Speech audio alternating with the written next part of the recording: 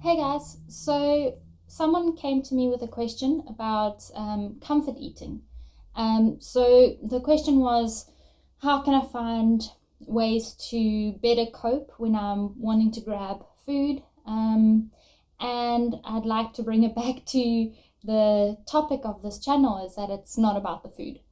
Before I go into the coping mechanisms of how to manage those urges to comfort eat, I want to talk a bit about what's underneath the comfort eating and why we do it. Comfort eating has a very broad spectrum.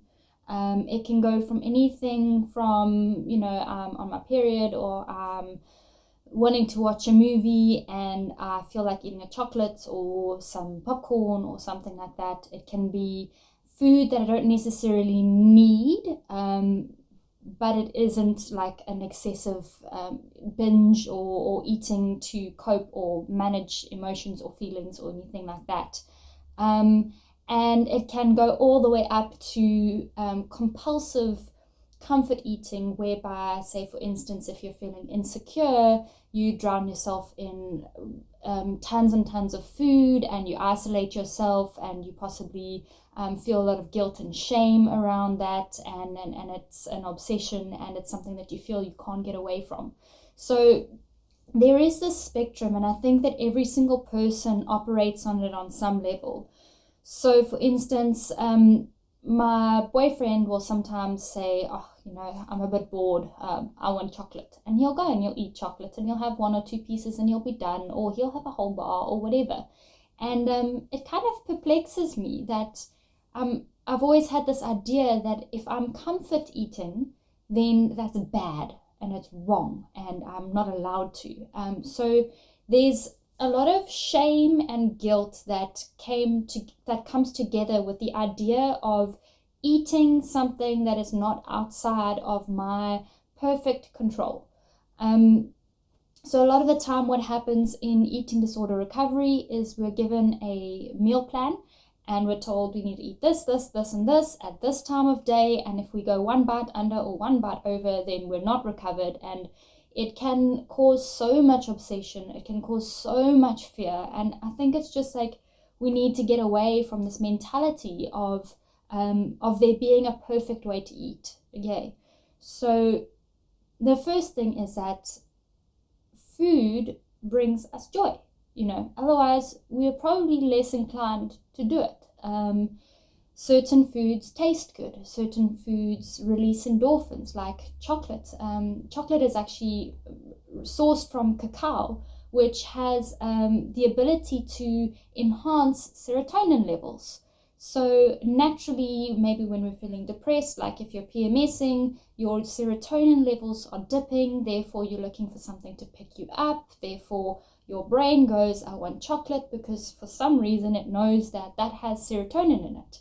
Just like when you're feeling sick, you maybe feel like you need vitamin C. There's some inherent something inside your body that knows I need a certain vitamin or mineral to get me out of this chemical imbalance or this physical or nutritional imbalance. So there's a lot about like our bodies know what we need when we need it. So that's kind of like the normal comfort eating, where maybe you're a little bit bored, or maybe it's a special occasion or something like that, and you eat and it brings about a level of enjoyment and a level of comfort, and that could be labeled as comfort eating. And that's completely okay, because at the end of the day, and I know you're probably gonna really struggle to comprehend this at first, especially if you're in the beginning of an eating disorder recovery journey, is that the one piece of chocolate or one thing that's outside of your meal plan or whatever is not going to make you fat. It's not going to change your body. It's not going to harm you or hurt you, and it's okay. The idea is to break away from the guilt and the shame that gets carried through eating outside of a spectrum or box of perfection. That's the first thing that I'd really like to look at, is just being okay with not getting it 100% right all the time, because there's no right or wrong way, and sometimes you need to allow yourself that comfort, and sometimes you are going to have days where it's a little bit colder and you eat a little bit more, or it's maybe you're a little bit depressed or something like that, and in that moment a little bit of food outside of your comfort zone brings you some comfort, and that's okay. But then I'm going on to the other side of the spectrum, which is comfort eating that comes from a place of fear, of a place of compulsion, of a place of obsession. And I've definitely had this from binge eating, from binging and purging, which is what I used to engage in, to the obsession with eating certain foods. Like I went through a stage where I had to have peanuts, like every single night after dinner, and I couldn't not, and I would eat until my stomach was just bulging, and I didn't know why I was doing it. And even if I'd had a meal that I was completely comfortable with, I was still doing that. And the thing is that a lot of the time we comfort eat or compulsively eat because of something else that our body or our mind or our soul is actually craving. I know a lot of people have probably heard about the acronym HALT, HALT, or S, which has now been added as HALTS, which stands for hungry, angry, lonely, tired, or sick. So a lot of the time what happens is we're actually really hungry, and that could be hungry for food. It could be thirsty, because a lot of the time when we're craving a little bit of extra food that we maybe don't need, and I say that very broadly because we do need food and there shouldn't be shame around needing more. But sometimes we're actually really thirsty because we're not hydrated enough, we're not drinking enough water throughout the day, and that can lead to feelings of hunger, and that becomes quite confusing. But sometimes we're hungry for stuff that's not food. Sometimes we're hungry for connection. Sometimes we're hungry for acceptance. Sometimes we're hungry just for excitement, for joy, something like that. And so it becomes really important to look at, what am I really hungry for? What do I really need right now? Do I need to vocalize myself to someone that I care about an issue or a concern or a fear or something? Do I need to, am I hungry for connection? Do I need to reach out to a friend? Do I need to speak to someone? Do I need to get whatever's inside of me outside so that I can feel a sense of relief and comfort? The next thing is, am I angry? Am I, and that could be fearful, anxious, resentful. Am I harboring any resentments towards someone? Did someone say something today that hurt my feelings? Am I feeling criticized? Am I feeling less than or not good enough or anything like that? And start to look at that. And once you're able to then look at, what is it that I'm actually feeling that's making me feel upset, you might be able to then start tackling that thing head on if you're able to journal or get honest and open with someone about it. The next one is lonely. So a lot of the time loneliness and boredom can go together, and in lockdown I know that this is a huge one. It becomes like some hour in the day you start twiddling your thumbs going like, I actually don't know what to do with myself right now, and automatically food can become an easy thing to go to, because like I said in the beginning of the video, it brings joy, or it brings endorphins, or it brings a level of comfort. So in this, I would say the solution is to try and do something that engages you, whether it's reading a book, whether it's playing in a sport, a musical instrument, even watching a TV program, or phoning a friend, or anything like that. Do something to engage yourself. Like for instance, during lockdown, I've been getting to a place where I've been getting bored, and I started to go a little bit crazy, and now I'm thinking, well, what can I do to get outside of that boredom? I can start a vlog. So that's what I'm doing. So the next one is tired. So this is an incredibly important one, and tired goes in with stress as well, feelings of being overwhelmed, physical exhaustion, emotional exhaustion, spiritual exhaustion, psychological exhaustion. So one thing I can say out of experience and the knowledge that I have is that when you're tired, you're less likely to be able to gauge whether you're hungry or not. And you're more likely to be feeling like you're craving energy. And your body or your mind will say, okay, energy needs to come from food. Whereas actually, if you just took a 20-minute power nap, you might find you wake up and you feel so much better and so much lighter, and you don't feel like you need to comfort eat anymore. A lot of the time, comfort eating happens late at night, and that's often because we are actually not allowing ourselves to go to bed when our bodies are actually tired. We're sitting on our phones, we are watching TV, we're doing something, and we're actually not getting enough sleep. When we don't get enough sleep, our bodies become depleted of energy, and naturally we'll go to needing to find some way to gain energy, and that might be comfort eating. It also becomes a thing when you are maybe at work and you comfort eating at your desk. You have a bowl of snacks or something like that, and you consistently grabbing at that.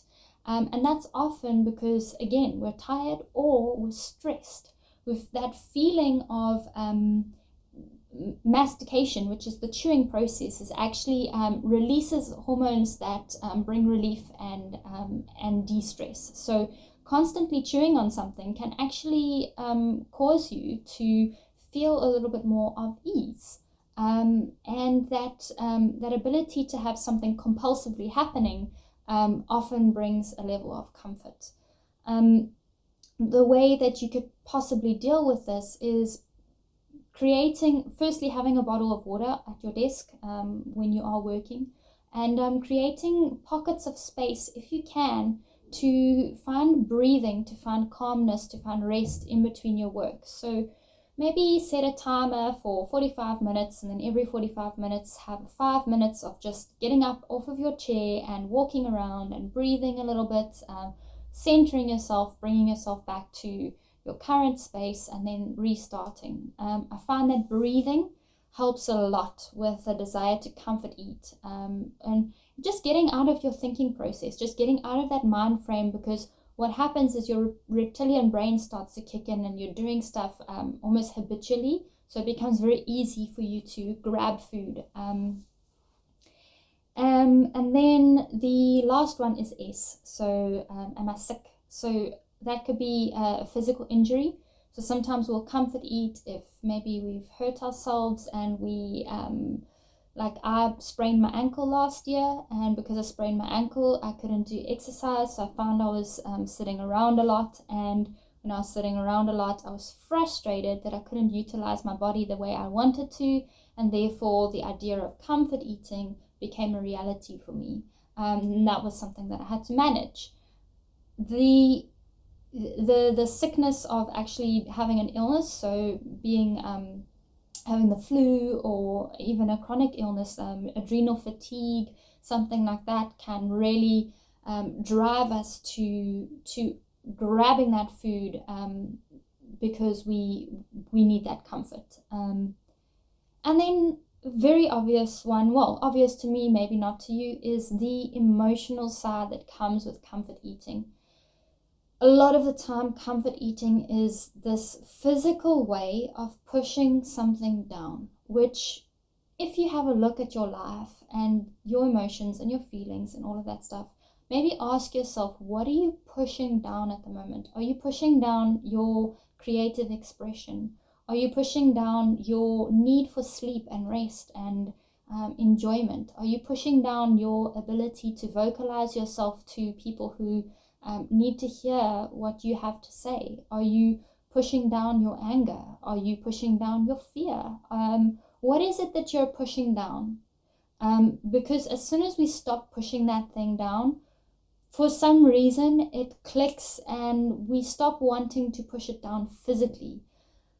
I'll go into this in a different video, but the connection with the physical body and the mental body is so entwined that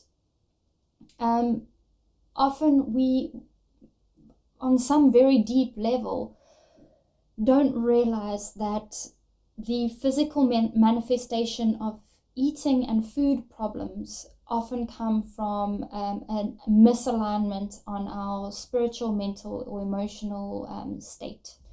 So yeah, now that I've given a very long explanation, a little bit about comfort eating, maybe a few tips on how you can better cope with not grabbing that food that you feel is either bringing you discomfort or guilt or shame, or that you are feeling that is unnecessary. Like I said, I don't want to say that eating for pleasure is wrong. It's a beautiful thing. Food should be enjoyed and loved and done intuitively. But if you feel that this is an issue or a problem area of your life, some ways to cope with that is to look at that HALTS. What is it that you're really needing? Are you hungry? Are you angry? Are you lonely? Are you tired? Are you sick? And once you can identify what's really going on, you can then put into action some things to get out of that in present time. So journaling and all of that stuff and reflection and all of that is great, but focus on what's going on now. Am I tired now? Do I need sleep now? Do I need water now? Do I need to express myself now? What do I need to do right now? Do I need to find enjoyment? Do I need to feel excited? What is it that I really need? And how can I best fulfill that? So going back to one of the videos I did in the beginning, which was the ability to look at yourself and reflect and really truly see what's going on inside, is the key point to recovery from food and body related issues. And so I truly believe that if you take that first step in going, what's really going on for me right now? What do I really need? And then thinking about how you can deal with that.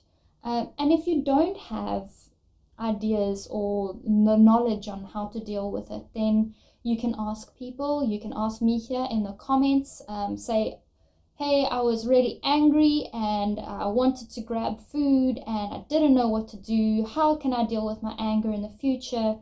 I might then say to you, you know what, a really good way to deal with your anger is to punch your pillow, or drive in your car with the radio blaring and go scream and let the anger out, or express yourself, talk to the person that you're angry with, or journal or something like that. If you are feeling bored, what can you do to manage that boredom? You can create something exciting for yourself, do something creative like painting or music or dance. I mean, dancing is great. It's great therapy. And then if you're really just stuck and you can't even identify what it is in the first place, then what I suggest is next time you're wanting to grab that comfort food and you know in your mind that it's something that's coming from a place of not really authentic hunger and it's more a compulsion, the first thing I want you to do is to stop judging yourself. Please, this is the most important step. You are not bad or wrong because you want to comfort eat. It is not a reflection on the person that you are. So first, please, what I want you to do is give yourself love. Even if it's just in mentally saying inside yourself, I am fully loved and I am okay. It is okay to be where I'm at right now. It is okay to be me. I am good enough. You know, that's where it starts. The next thing is to put in some action. Put your head down, put your foot down, and just do something that distracts yourself. whatever it is that you can find. But like I said, it can be writing, it can be talking, it can be watching a movie, it can be doing anything you want. But the key would be to try and figure out what it is that you're really, really desiring and needing in that HALTS model. And then reach out, talk to someone, have an accountability partner, someone that you care for, maybe a friend, maybe a loved one, and say, you know what, I'm struggling right now because I really want to grab X, Y, and Z food, and I know that I'm not hungry. I know I'm just doing it because I'm feeling X, Y, and Z. And I promise you, if you can just allow yourself that space to really engage with what's going on for you, and really to bring yourself some calm peacefulness, then you will be able to muster up the strength and the ability to be like, you know what, this is not the loving choice for me right now. It doesn't mean that you shouldn't go eat that food, or that it's bad or wrong if you eat that food. It just means that you can come to a place where you can say, what is the choice that is rooted in love, and what is the choice that is not rooted in love? Which one do I want to do? And if having that chocolate is rooted in love, and you're going to enjoy it, and it's going to bring you happiness, and you're going to, go ahead and have the chocolate. But if it's going to bring you shame and discomfort and dis-ease and anger and all of that stuff, then the loving thing to do for yourself in that moment would to not have the chocolate. And remember that whatever you decide to do, it's okay. Do not judge yourself for the decisions you make around your food. It's a slow process. It's something that you learn over time, and it's something that you will be able to better gauge once you start to know yourself and your triggers and your tics and all of that stuff a little bit better. I hope that this has answered the question. If there's anything further that you'd like to know about comfort eating, about tools, say for instance, meditation really, really helps with the pause before going into overeating or comfort eating. So that's a really great tip. It really helps me. Meditation is really great. If you have any more questions, I'd love to hear in the comments below. Pop me a question and I'll be happy to answer it in one of the next videos. And just remember, guys, that it's not about the food. Cool. Cheers.